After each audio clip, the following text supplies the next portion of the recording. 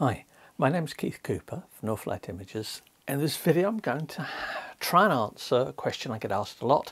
What's the best printer if you want to print cards and the like? Now, I did a video the other day where I looked at the best printer for photography, getting into printing. Now, as you would expect, there were probably lots of options, but I came down to one that I thought was best for printing, if you're getting into photographic printing and stuff. However, cards and the like is quite a different area, and it's something that I do get asked a lot because of all the reviews of printers I do and all the testing. Now, amongst the things I'm going to have a look at here are ink tank printers, because cheaper ink is good, isn't it? Better printers. Do you need better quality printers for your cards, or can you have a cheaper printer? Is better more expensive or whatever? And the other thing, I will cover third-party inks as to whether you decide you want to save money by using third-party inks. Now, I get asked about this a lot. For photographic printing, I don't choose to use them, mainly for reasons of profiling and all sorts of other things, but I'll cover that later. It's not so clear-cut when it comes down to commercial printing, such as cards. Now, what sort of cards am I thinking of? Well, the sort of stuff I test, and this here was on the Canon G550. Excellent printer, ink tank printer, so the inks are cheaper than would be with the cartridges. The sort of stuff I test is this. Now, this is from a local supplier, Paper Spectrum. There are quite a few suppliers will supply you these. This is pre-cut cards and envelopes. So it's a pack of cards cut, creased with envelopes. Now, if you buy these in bulk, they work out quite cheap.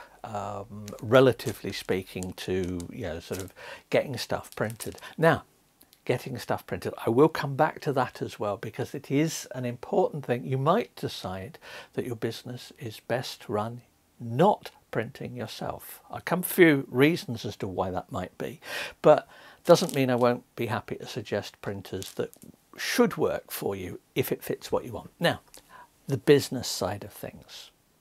Why are you doing this? Is it because you think, I've got a printer, I've got some designs, I'm sure I could sell some cards? That's a way a lot of people get into it. And often it's, I get asked this as, I want to print my designs as cards. What's the best printer? Well, it depends, as always. Now, I do have some answers for this, but you have to think of the business side of it. If I look at this, now this is excellent value printer. Canon G550, hasn't got a scanner or anything like that. It's an ink tank printer. There are 6 inks in it. And you can see the example I've got here. I was printing and it was on a high quality art type paper card. And that's one of the ones I was testing as, similar to this. Now, great, what's not to like? It's slow. All of these printers are relatively slow, and this is something you really need to think about. If somebody asked me to print off 4 or 5 cards, I wanted to send some for some birthday cards or some Christmas cards or something like that, and I just wanted a few personalized cards. Packs of stuff like this, printers like this, are great because I can only, with most printers, load in 1 sheet at a time. Now, there is a printer I tested.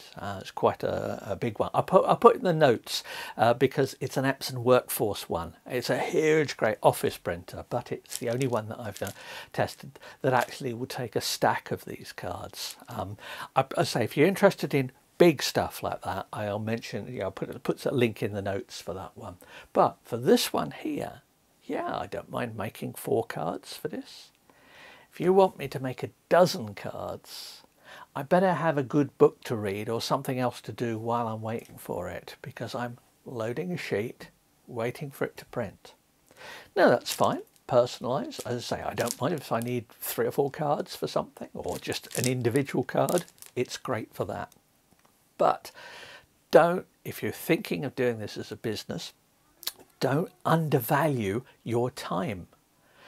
Because unless you're a successful enough business that you can afford to pay somebody just to load sheets coming through, and your markup on your cards had better be pretty high if you can afford something like that.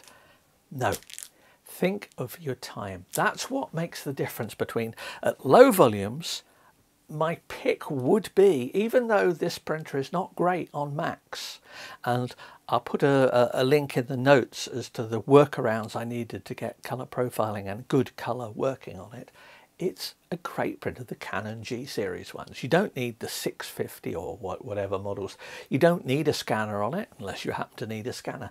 These are home printers. They are meant for relatively low volumes. Other ink tank printers, well, the printer that I recommended for getting into photographic printing was the Epson ET8550. That's an A3 plus or 13-inch width printer. This one is only 8-inch or A4, sorry, 8.5-inch or A4 size printer. If you want to do larger stuff, you know, the printers generally go up in price quite a bit. But the Epson 8550 A3 plus 13-inch by 19-inch, absolute treat, works. That's the one I happily recommend to people for photography use. There is a smaller version of it, the ET8500, the A4 version of it, which also has ink tanks. Here's the 8550 here with some cards where I actually used it to scan watercolours. And this is covered in the review. I put links again in the notes to all the different printers I mentioned. But here I've actually scanned a watercolour, used the scanner on the printer, corrected the colours, and printed it out on one of these papers, one of these sort of nice quality papers. It looks great. It really matches the watercolour itself. So that's a good quality printer. Why am I still looking at the Canon ones here? Because they're cheap. What sort of quality market are you going for with your cards? Here comes the problem with it. If quality really matters, you're going to be using one of these slower printers. Now, the 8500 is, if I remember rightly, slightly faster than the Canon ones here, but there's not a great deal of difference in it. If you really want to go up market, you could print something, and here is a Canon Pro 300. This is a pigment ink printer. This is one that I would happily recommend, were it not for the small ink cartridges, for photo printing. In fact, many people I know do use a printer like this for photo printing because the print quality is very high. It's pigment inks. Do you need pigment inks for your prints, for your cards? Well, no, you don't really, unless you're in a very unusual market where the prints are going to need, i.e. your cards, are going to need to last for years and years without fading or anything. I'm going to suggest that very few cards are kept. And you don't need to pay quite the same amount of attention to archival properties. Now, the card that I'm using for this, that's a cotton rag card. It's a good, on that printer, those prints, well, they should last easily 40-50 years. If kept out of, kept in a drawer or something like that, or kept in the envelope, they'll probably last. But you're not giving away certificates of authenticity and sort of guarantees that they're going to last for this sort of printing. So we're talking effectively an inkjet printer that has ink tanks, and that's it. That's what you need. But you have, and this is why I say that printing cards is more complex, because you need to be able to handle the media at sufficient speed. Now, if you're talking things like stickers and stuff like that, the key to printing stickers and other sort of cards like that is finding the right media. The printer choice is almost secondary to that. It's finding inkjet compatible media, because the one thing you cannot do on any of these printers very easily is go for anything that's just called cardstock. Go to a local supplier, oh, and I'll get, £100 cardstock or whatever. I mention that because it's a unit used in the US, and it means nothing in the rest of the world in terms of paper. But it typically tells me that someone's gone for commercial cardstock. Now, if you go for commercial cardstock, it does what it says on the box. It is for commercial printing. Put commercial cardstock into any of these printers here and the results vary from poor to abysmal. The inks don't matter. So you have to think once again of your media. So I mentioned that these were relatively economic. It's much cheaper just to go to a paper merchant's and get cardstock. But of course cardstock doesn't print very well. This then comes back to aspects of your business. Any other ways of, say, third-party inks? I said I mentioned third-party inks. I don't use them for any of my printers because I'm concerned about longevity, I'm concerned about my printer warranty, various other things like that, and having to remake all my printer profiles. Now, printer profiles are just ways of getting better colour. I've covered this in all my reviews. They go into detail about why you would or wouldn't use profiles and how they can improve your print quality. But if I'm looking at third-party inks, remember that you either have to set your printer up from the start with these third-party inks, and it's easy to do with an ink tank printer, so 8500, one of the Canon G series ones. It's easy enough to set. But of course, if you've been unlucky enough to get a faulty printer that's been damaged in transit, you've just installed third-party inks in it. Good luck with the warranty. So just always be wary of that. If you start up the printer with the original inks that were supplied with it and then use third-party inks, the colours are, no matter what they say, the colours are never quite the same. So you will get some drift. You'll either have to clean the printer out some way, empty the tanks of it and refill it with your chosen ink. And then if you do that, as the inks pass through, your colours may well drift slightly. So yes, it can save money. And you can get specialist inks as well. So you could get, for printers like this and the Epson ones, you can get ones for dye sub use and that. Now, dye sub's an entirely different area, direct to fabric as well, and things like that, which I don't cover. I will when I get access to that type of printer, but for these printers, if you want to put specialist inks like that in, well, you're on your own. Find a forum where people do that sort of stuff and have recommendations for cleaning and things like that, because that will make a big difference. But ideally, if you're going to use third-party inks, put them in right at the start. Just be prepared to accept the fact that if your printer's duff, then you may well have lost a printer. Maybe not, but it's one of the reasons I don't test third-party inks. Well, one of the main reasons is that I cannot afford to buy loads and loads of printers just for testing in here. So I borrow these printers from Canon and Epson. I really don't think they would appreciate me returning their printers with some random ink installed in them. Not a good thing to do if I ever want to have a look at another printer, I would suggest. But that's it. Any other factors? Yes, borderless. Do you want to print borderless? Now, some of these cards you may need to print at custom sizes. If you print them at custom sizes, printers in general do not support borderless printing other than at a few specific sizes. And then they may impose longer margins on the trailing edge or something like that. So be very careful if you want to do borderless prints, because you may find that your chosen size of paper is not supported by the printer. And they do vary between them, so you will need to check the specs. As you can see, there's a borderless print here done on the Canon G550. That's borderless. There's some borderless prints here. There's a borderless one done on the Canon Pro 300. So it is possible to do it, but you'll find a much reduced range of paper sizes that work out. And there is one other thing. Borderless is a great way of messing up the insides of your printer. Now, I've done some videos about printer maintenance and other stuff like that, looking at borderless, cleaning and other things like that. Borderless, the ink that sprays over the edge has to go somewhere. Typically it goes into pads which collect it. For printers like the Pro 300 here and also the Epson as well, many of these printers have a limited amount of borderless printing you can do before those pads will fill up, and the pads need changing.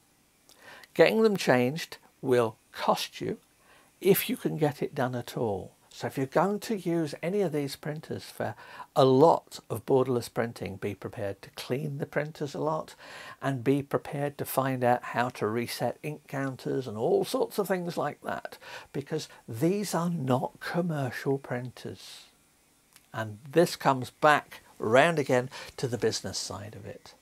I was discussing this with Karen, who's looked at card printing and that quite a bit, and as part of that she's looked at prints available online, cards that you can buy from people, and she says it's very noticeable.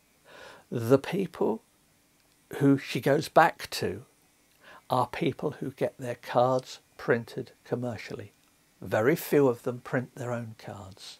In fact, she's seen examples where there's a great looking piece of artwork, but the card that comes back, the print of that artwork, is dreadful, to the extent that she's not even used them. All the best ones, they outsource the printing.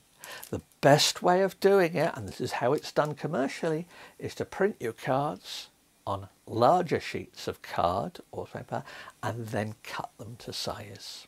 Now, whether that means you need to produce several of a particular design at the same time and other things, you need a bigger printer. Bigger printers are more expensive, but they're faster and they're easier to use. Commercial print does not use small printers like this. So before you rush out and get a printer like this, you think, wow, this G50, it's nice and cheap, the inks are cheap, there's cards for it. Before you do that, think of where you want to take your card business. Same goes for things like stickers and other stuff like that. If you don't intend to do anything more than sell the occasional one or two, then it's fine. But if you're serious about it being a business, then the business has to make a profit, and that has to include your time and a whole load of other things. Now, so there you have it. Just take care about that aspect of it. So an inkjet printer like this with ink tanks, that's the one you want. I'm saying, certainly if you're using a PC, less so a Mac, see my review, this G550 is useful. Other than that, I'd go for something like the Epson 8550. Now, there are lots of other printers about, but look at the costs of inks. There are lots of different models. So there's the Epson 2850 or 28, any of those range of printers. They have a limited number of inks. You have to be very careful about printing. Now you can use them and they can print on cards. And say, look at the reviews I've written, because I always include stuff like that. But just be careful about it. But seriously, if you want a printer for a card business, think of the business before just rushing out and getting a printer. Now, if you've got any questions, please do ask, because I've got lots more stuff like this. I've got a big index of all my videos, because there are over 600 now, covering the topics, covering the business side of things as well. So if there's anything like that that you're interested in, have a look at the video index, put a link in the notes, but also think carefully about what it is you actually want to do. Yeah, you can do them. I've made some lovely cards. Would I do it as a business? No, I wouldn't. I've got better things to do with my time. Anyway, thanks for watching, and bye.